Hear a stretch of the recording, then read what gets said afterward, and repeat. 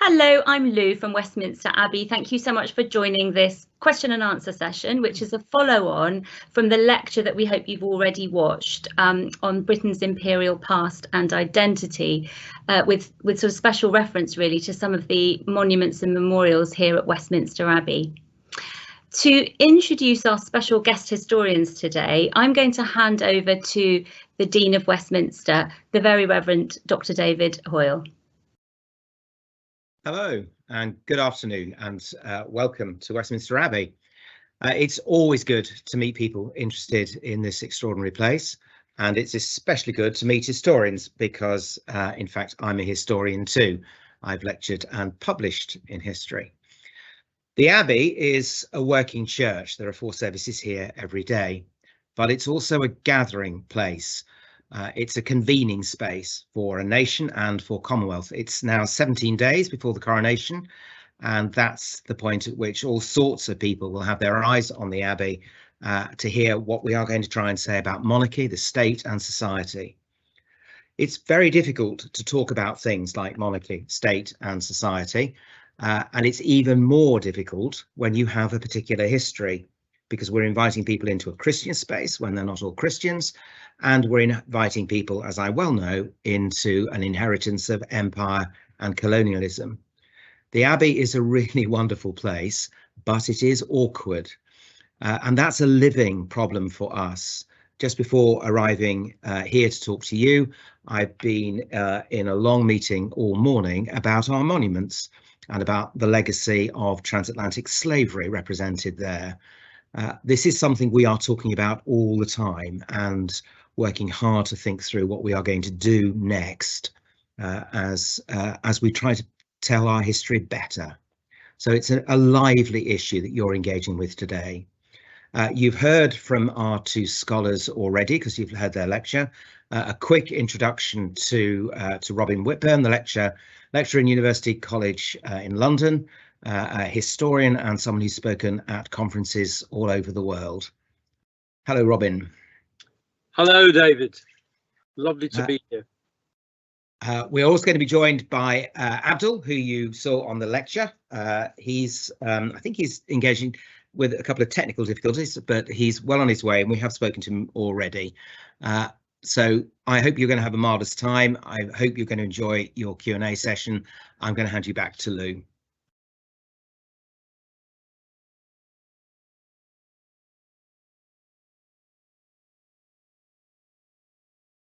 Right, thank you so much, David, for the introductions to the guest lecturers today.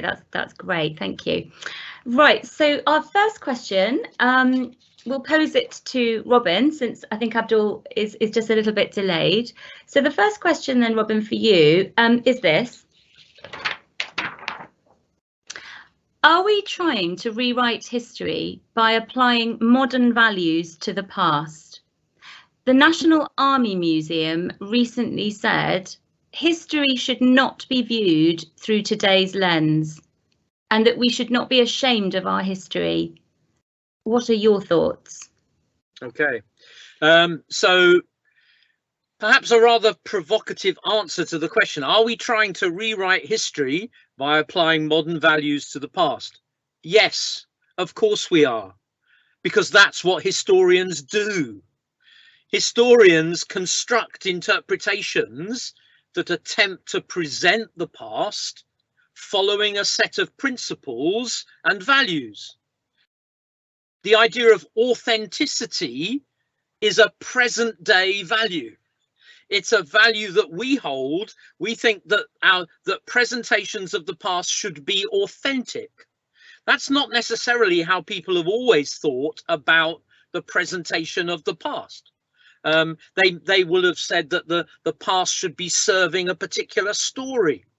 Perhaps it would serve a mythology. Perhaps it would serve a religious purpose, a political purpose. So authenticity about history, which a lot of people say that's what we should be doing, that's a present day value.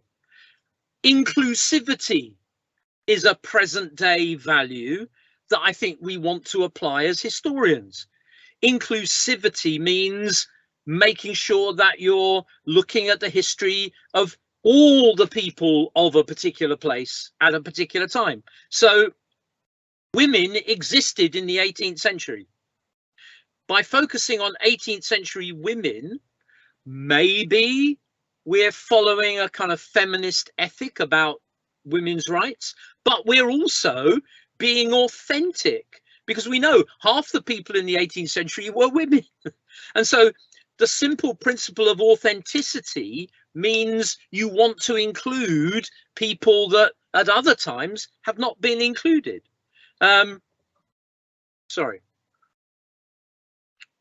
We don't have to label the male figures of the 18th century as misogynists. I think they'll probably do that for themselves. I think when we look at what 18th century men are doing, they will probably come across as misogynists. We don't have to give them that label, because maybe that label is a contemporary label, but nonetheless, we still present what they're doing. We present what's there. Whether they should or should not have been doing that, that's not our business. But we present it all. And the point is that historians have not been very good at presenting it all. For the past centuries, they've been very good at presenting the world of men. They've been very good in this country in presenting the world of white men. Another angle, how did the British troops in West Africa react or treat the peoples, the Ashanti peoples of the area? That's a historical question. What did they do? If we want to start asking questions about should we be proud of what the British did in West Africa, frankly, that's not a historical question. So that's not the job of that is a present day question. I think the problem is that some people, and possibly the National Army Museum may be coming into this category, they want to ask present day questions of the past instead of just sticking to historical questions. If they're presenting a history of the British Army in West Africa in the 19th century, and they're not paying any attention to what the army did to the indigenous people, then they're not presenting the past as it was. They're taking a particular view. If they're just presenting the amazing tactical and strategic actions of their troops, that's a very slanted view. And it's a slanted view coming out of present day values. That's my view. At this point, I would be turning to Abdul for his views on that. I mean, the other thing coming out of the lecture, you know, questions like, how should we memorialize the East India Company? That's not actually a historical question. Why did Lord Curzon campaign to memorialize Lord Clive in the early 20th century? That's a historical question, and a very important one. What was Curzon up to? Is it helpful to retain Clive's statue as an inspiration for the future? Now, that's a contemporary question, and I'd probably say no, it's not very helpful to do that. If I was going to take down Clive's statue, I'd put it at Kedleston Hall, where you can go and you can look at Curzon and the family, and you can see that's where we're looking at Curzon and what he was about. And really, that statue of Clive it's about Curzon. It's not about Clive, it's about Curzon. So put it where it should be. Put it where it's most helpful to tell the story that it tells. It doesn't tell us about Clive, it tells us about Curzon. That's actually very interesting, Robin, in terms of the history of Westminster Abbey generally. I'm thinking a little bit about how, you know, there are so many memorials in Westminster Abbey that I'm sure say much more about the person who placed the memorial there than it does about the person it's about, if you see what I mean. I'm thinking of the big tomb that's in the Abbey for King Henry VII, for example, but placed there by his son, King Henry VIII. And I think that tomb, perhaps, and the style of architecture around that tomb, says more about Henry VIII's designs and his ideals than it does about, you know, his father. So that's interesting, you know, that idea of Curzon. What does the you know, memorial to Clive actually tell us about Curzon? I think that's a really interesting idea, isn't it? Thank you, Robin. Just for the benefit of our audience, I think that Abdul is with us. So hello, Abdul, but I'm sorry you're stuck as a participant. Please feel free to use the chat box if you want to sort of join us in that way. So Robin, thank you. Oh, he's here. Amazing. You're here, Abdul. Thank you so much for joining us right just in the nick of time. That's fantastic. So great to see you. Great to have you with us today as well. Okay, well, we won't let you off the hook then, Abdul. Let's go to you then with the next question. You're both going to, I think, have a go at the next question for me. But the next question is, how significant was public opinion of Clive and Gordon? Well, let's not be too mean, actually. Let's go to Robin first, and then let you warm up. No, I'll start. I mean, are you sure? Okay, so well, I mean, because then we can go back to. Yeah. So how significant Clive. Public opinion of Clive and Gordon? Then, thank you, Abdul. So I think that's one of the issue that we have today around. I mean, I caught quite a bit of what Robin's first answer involved in it, and it was about this sort of false representation of the past, this broader culture war, the wars over history and memorialization of figures, etc. And one of the most helpful ways of challenging some of the sort of more pernicious or I'd say sort of unhelpful aspects of discussing history is by actually looking at what people at the time thought. And so the question, you know, what was the opinion of people like Gordon and Clive is an important one. Gordon was incredibly popular with people in Victorian Britain for lots of reasons, mainly because he epitomized the values of that age. He, you know, at a time when religion, you know, was well, at least people aspired to religious devotion, and also duty and service and martial valor, all of those things, he represented them. And so when we're talking about his significance, public opinion, it played a role in him, in his death, because it's the public opinion that drives, that sort of encourages, or at least forces the Prime Minister Gladstone to send him to Sudan, where he dies.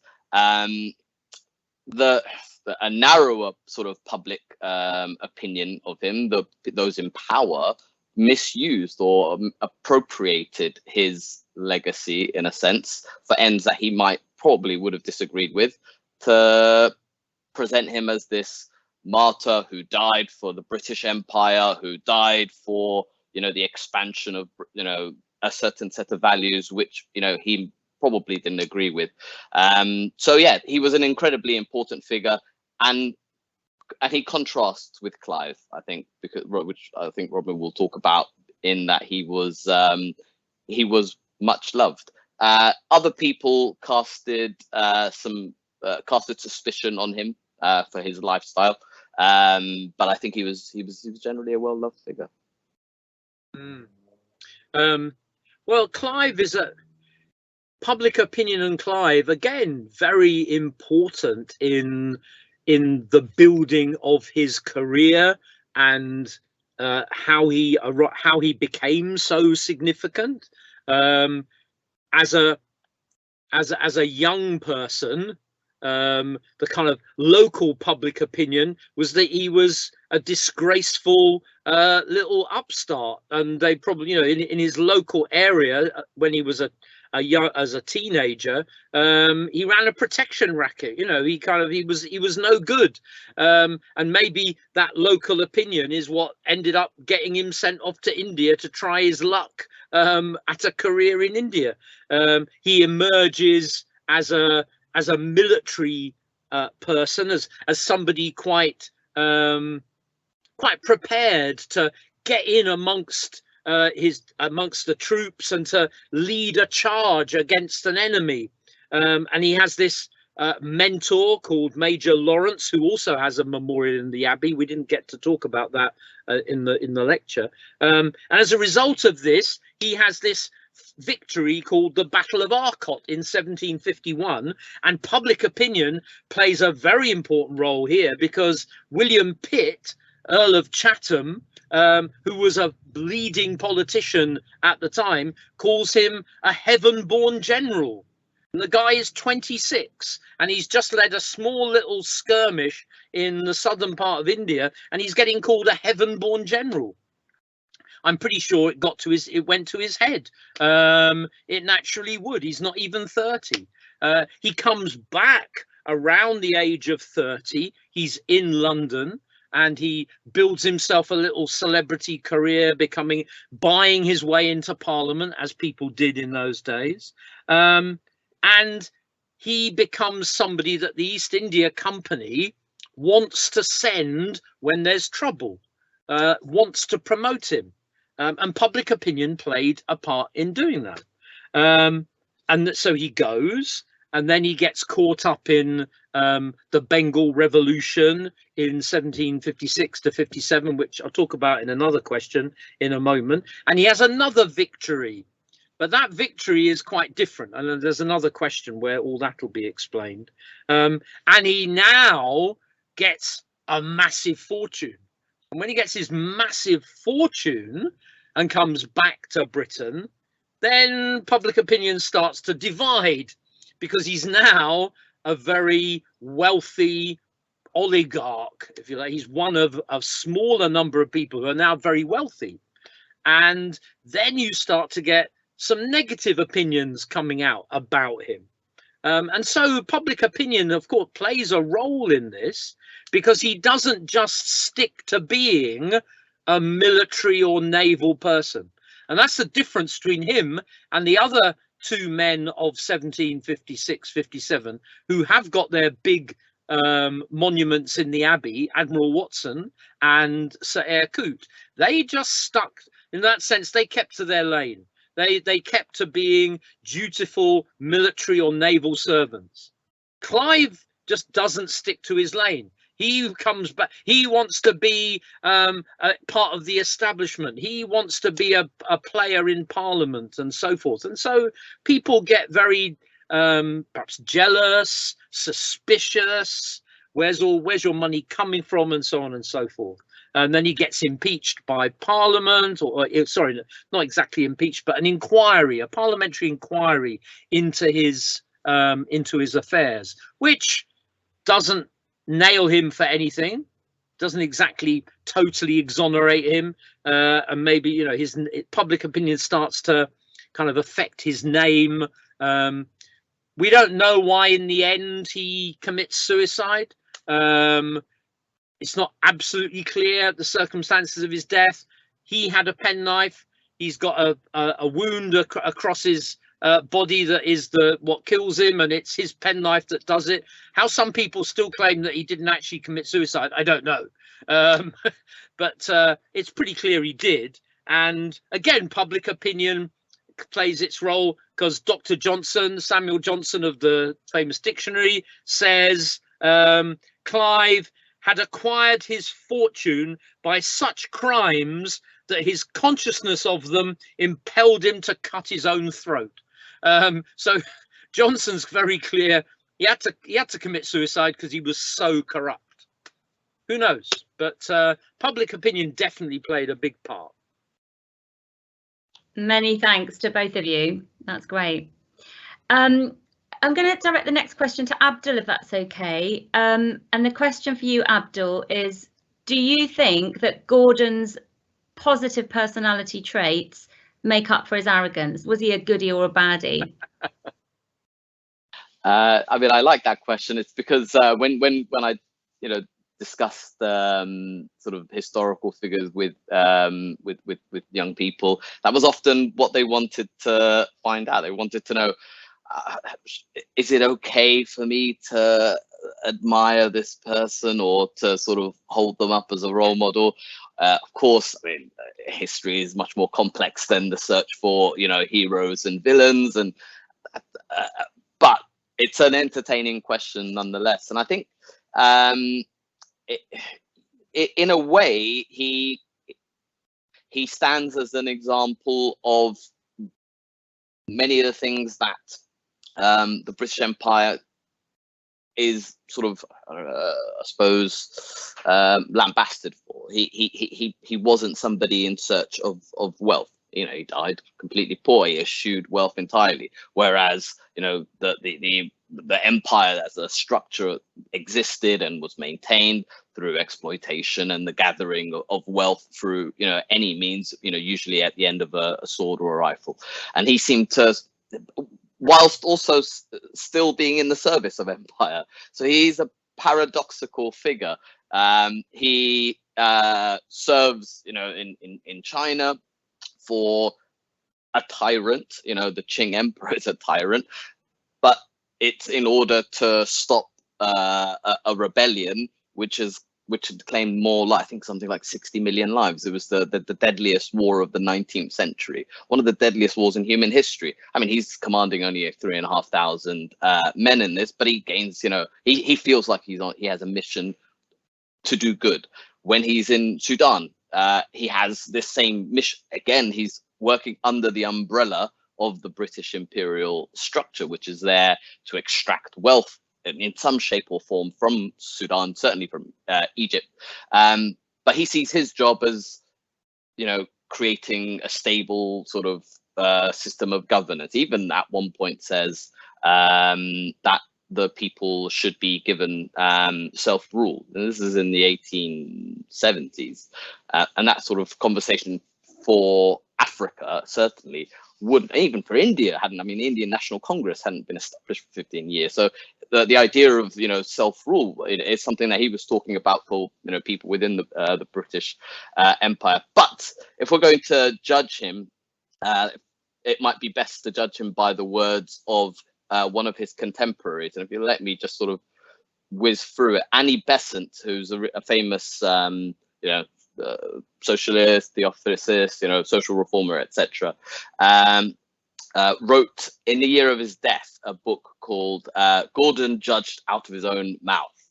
And she wrote of him in the first couple of passages. He was a straightforward, brave soldier of fortune, a sharp man of business, with an eye to the main chance, by no means heroic, and making no pretense to heroism, laughing rather at the humbug of friends at home who desired to gild his work with some thin coating of philanthropy, and describing it honestly as hateful work that he was sick of, cruel and unjust to the highest degree, a man worthy neither of very high praise nor of very severe blame, trying to do his duty to the tyrant who hired him, while often disgusted with the acts entailed by that duty. Fearless, hot-tempered, variable, inconsistent, often violent and unjust, but on the whole endeavouring to do the best he could under conditions which rendered right action impossible. So I think the sentence carries on, and each clause within it, the sentence carries is a whole page. It contrasts with the other, and that's the figure he is. And so, in answer to that question, was he a goodie or a baddie? Who knows?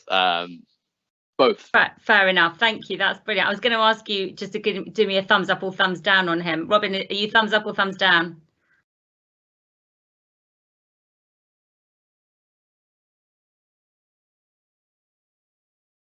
Oh, you're on mute, Robin. He's just going to unmute, I think. Sorry. Yeah. Was that to me? Just a quick, are you thumbs up or thumbs down on Gordon? Oh, no, you can't do that. I mean, can't I? No, I won't do that at all. I've listening to what Abdul's been telling us, it's quite clear that he's much more complex than people than was made out when I was even when I was teaching about Gladstone in the kind of about 30 years ago or so. He's part of Gladstone's story, but I think his own story is much more interesting than we have given it credit for. I certainly think, in terms of should he be a person who students learn about, I'd give that a thumbs up. Fantastic. I I think more authentic and rigorous learning about George Gordon would be good. Fantastic. Definitely. Thank you both. I'm just conscious of time. We've only got about 12 minutes left, and we've got at least 4 questions we want to ask. And by the way, students watching, if you do want to pop something in the chat box, we will try to get onto it. We're a little bit pushed for time, but we'll see what we can do. Right, so the next question, Robin, is for you. Could the East India Company have been successful without the support of people such as Mir Jafar? No. Simple, straightforward answer. Absolutely not. There's no kind of, on the one hand, you know, they could have done it without. I mean, we're talking about an Indian polity. You know, India at the time of 169 million people, say in 1800, roughly, as best estimates, and we're talking about maybe thousands of clerks. An army largely of Indian soldiers, sepoys, of 200,000, and this is the kind of manpower or person power that the company had at its disposal is really small.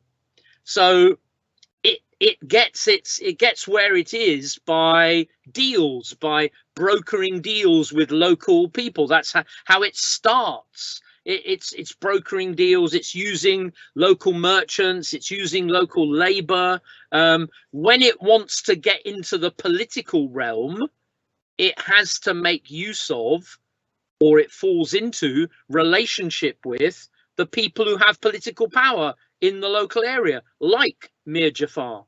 So, you know, this great, I've said, we talk about Clive's victory at Plassey, regarded as this great establishment of British power in India. If you look at it from the Indian point of view, it's actually the British or the East India Company piggybacking on a local political revolution. The politics of Bengal were complex. They weren't simplistic, they were complex, involving bankers, merchants, Mughal princes. There are significant people here working in this field, and Clive hitches his little ambition and the company's ambition to the people involved in trying to plot against the ruler.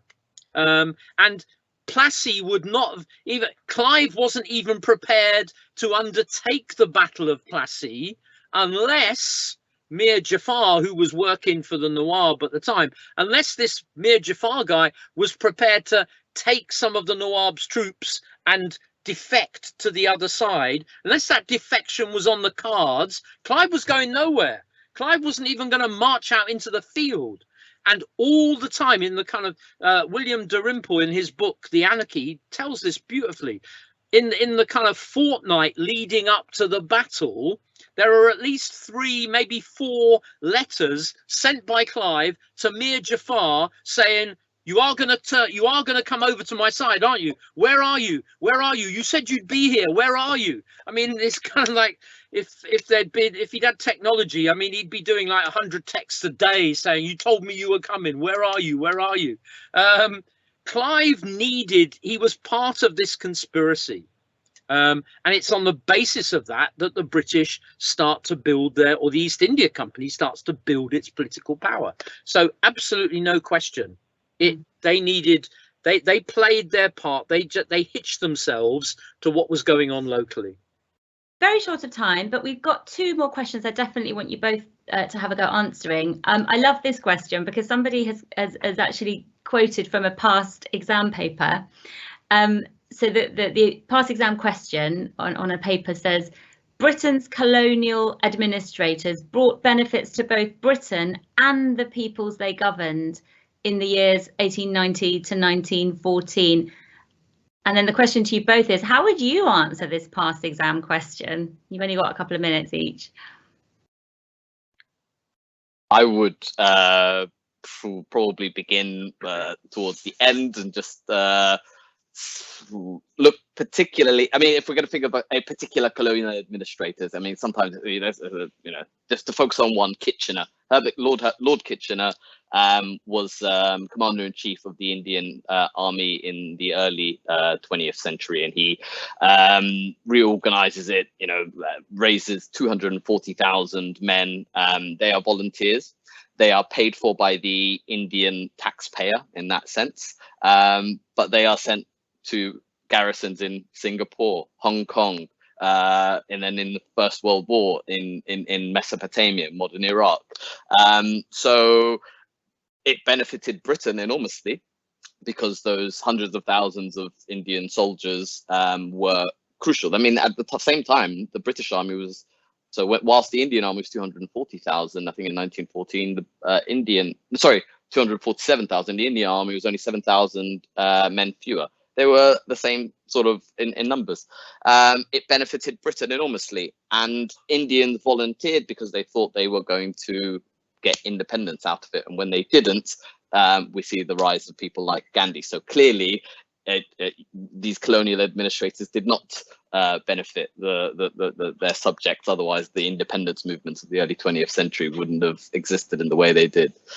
Thanks, Abdul. Anything to add to that, Robin? Well, just simply, a British colonial administrator is going to serve the interests of Britain. That's their job. Their job description will have been constructed on the basis of who they serve, and they serve Britain. So the idea of a benefit, if there were such thing as a benefit, it would be through the eyes of the things that the British considered to be beneficial. So in judging whether or not it was a benefit, it would unquestionably be to British advantage. And we have in a sense, if you're saying something about a benefit, you're asking, well, what if it wasn't there? Well, we can say, what if these things weren't there in terms of Britain, we might say, well, Britain wouldn't have an empire, it wouldn't have so much trade. We can't be sure about, well, if the area of Yoruba territory in current day Nigeria, if the British administrators hadn't been there, we don't know what would life be like. We haven't bothered to ask. We haven't bothered to understand. The best example is of Jar Jar of Opobo, who was a kind of a city-state ruler in southeast Nigeria, and the colonial administrator Harry Johnston destroyed the man's life because he wanted to be sure that Britain took all the advantage of the economic palm oil trade, and Jar Jar wanted it to benefit the local people. Clear contest. And Johnston was out for his own interests and those of Britain. Thank you. Many thanks to you both for those answers. Okay, well, we've got one final question then for both of you. Well, let's go to you first, Robin, and then Abdul, if you want to add anything at the end, that would be great. So the question is, and remembering that, of course, we're running this session from Westminster Abbey, which is a church. Should church memorials, perhaps those attached to graves, be treated differently from memorials in non-religious settings, in your view?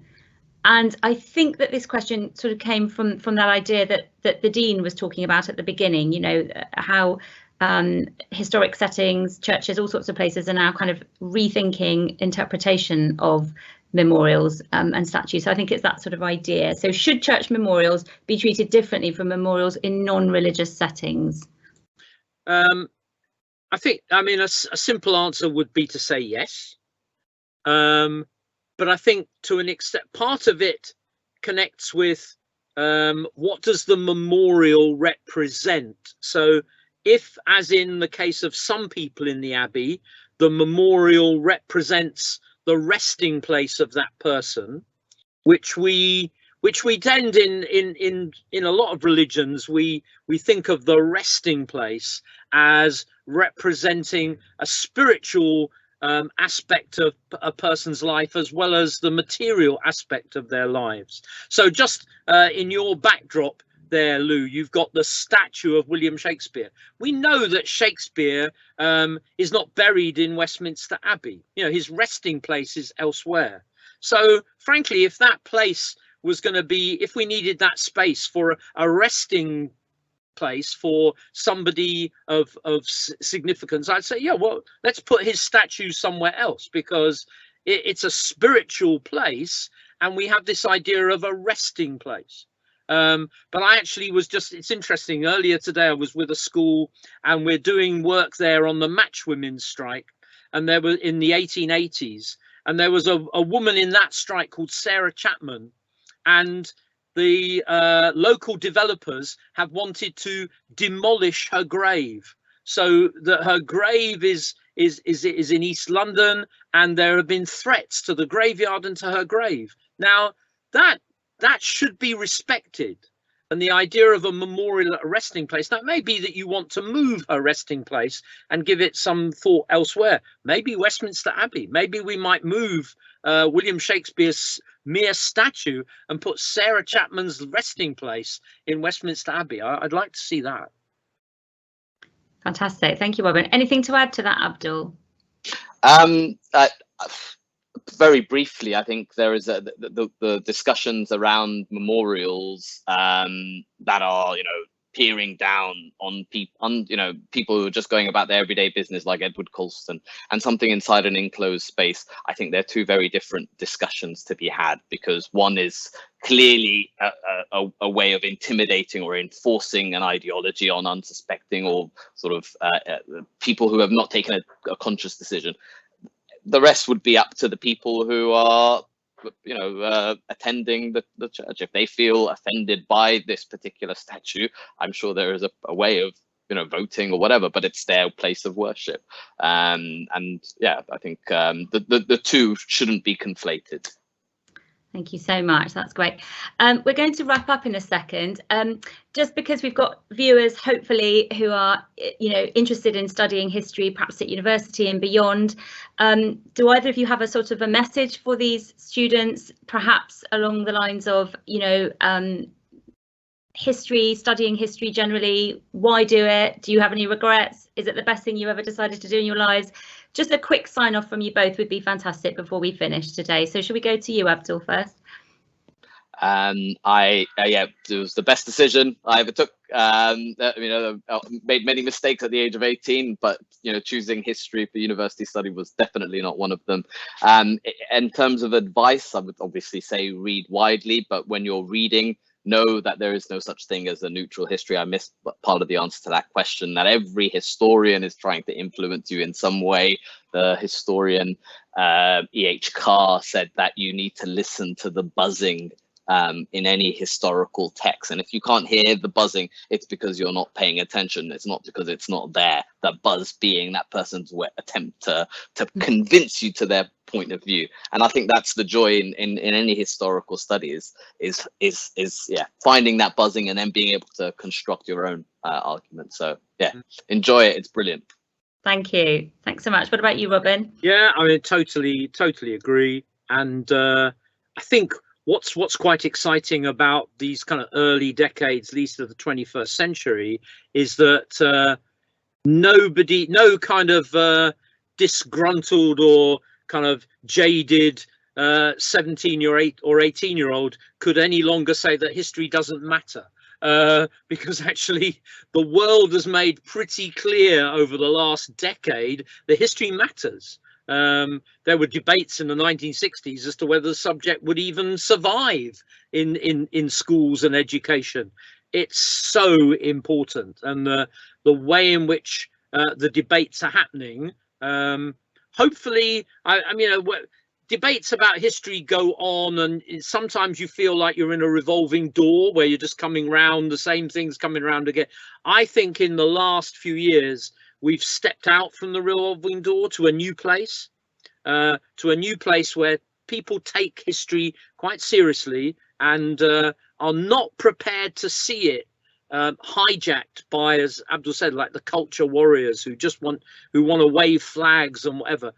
A desire for real, authentic, inclusive history might be a way to more inclusive living, because that's what we want to do. We want to have more inclusive lives. Thank you. Thank you both. Thank you so much for joining us today. So thank you very much to Abdul Mohamud and Dr. Robin Whitburn. They're justice to history, so I'm sure you can go and find out more about them if you haven't come across these two wonderful historians before now. Thank you very much to you, the audience. We really encourage you to come and visit us in person at Westminster Abbey. We will be looking out for you, and we hope you come and see us soon. Thank you very much, and best of luck with your studies. Bye-bye.